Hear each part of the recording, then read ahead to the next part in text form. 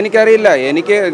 ഞാനും കുറച്ചാൾ ഭയപ്പെട്ടിരിക്കുകയായിരുന്നു. എനിക്ക് പക്ഷേ ഭയത്തിനേക്കാൾ ഉപരി എനിക്ക് രോഗികളോട് എനിക്ക് കുറച്ചും കൂടെ കടപ്പാട് എനിക്ക് തോന്നുന്നു.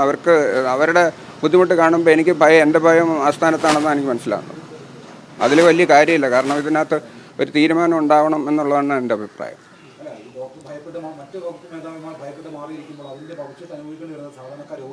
തീർച്ചയായിട്ടും. അല്ല, ഇത് മന്ത്രിയെ ഞാൻ കുറ്റം പറയുന്നത്. ഇവിടെയുള്ള നമ്മുടെ ഹോസ്പിറ്റലിൻ്റെ മേലധികാരികളാണ് ഇത് കുഴപ്പമില്ല എന്ന് മേളിലേക്ക് അറിയിക്കുന്നത്. അങ്ങനെയാണ് പറയാനുള്ളത്.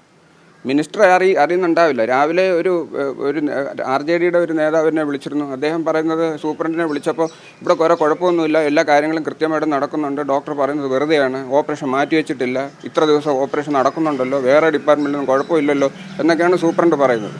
അപ്പോൾ സൂപ്രണ്ട് ഒരുപക്ഷെ മേലധികാരികളെ അറിയിക്കുന്നുണ്ടാവില്ല, മിനിസ്റ്റർക്ക് അറിയുന്നുണ്ടാവില്ല. ഇതിനെപ്പറ്റി മിനിസ്റ്റർക്കോ ഭരണത്തിലുള്ളവർക്കോ ഇതിനെപ്പറ്റി ഇവിടെ നടക്കുന്ന പ്രശ്നങ്ങളെപ്പറ്റി അറിയുന്നുണ്ടാവില്ല.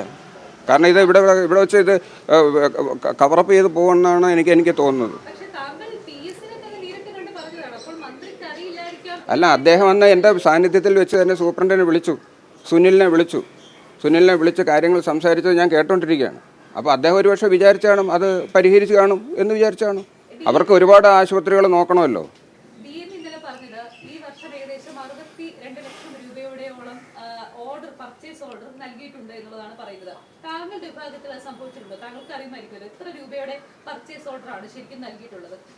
കാരണം എൻ്റെ കയ്യിൽ എല്ലാത്തിൻ്റെ റെക്കോർഡുകളുണ്ട്.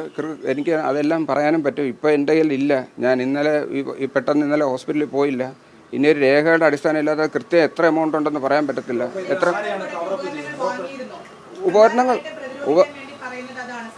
ഉപകരണങ്ങൾ വാങ്ങി എന്ന് പറഞ്ഞാൽ മാത്രം പോരല്ലോ. ഇപ്പോൾ ഒരു കാറ് വാങ്ങി എന്ന് പറഞ്ഞാൽ കാറ് വാങ്ങിച്ചിട്ട് അതിൻ്റെ ടയർ മാറ്റണം, അതിൻ്റെ റിപ്പയറിങ് ചെയ്യണം, അതിനകത്ത് ആവശ്യമുള്ള പെട്രോൾ അടിക്കണം, അങ്ങനെ ഒരുപാട് സാധനങ്ങളില്ല. ഇല്ലെങ്കിൽ കാർ ഓടും എന്ന് പറഞ്ഞതുപോലെയാണ്. ഉപകരണങ്ങൾ വാങ്ങും, ഉപകരണങ്ങളുടെ ആക്സസറീസാണ് ക്ഷാമം. ഉപകരണങ്ങൾ വാങ്ങുമ്പോൾ ഉപകരണങ്ങൾ ഇല്ലെങ്കിൽ, മൊത്തം ഉപകരണം ഇല്ലെങ്കിൽ നമുക്ക് വേറെ സബ്സ്റ്റിറ്റ്യൂട്ട് ചെയ്യാം. ഒരു ഉപകരണം വെച്ചിട്ട് അത് ഉപയോഗിക്കാൻ പറ്റുന്നില്ല എന്നുണ്ടെങ്കിൽ എന്താണ് അതിനുള്ള പ്രയോജനം?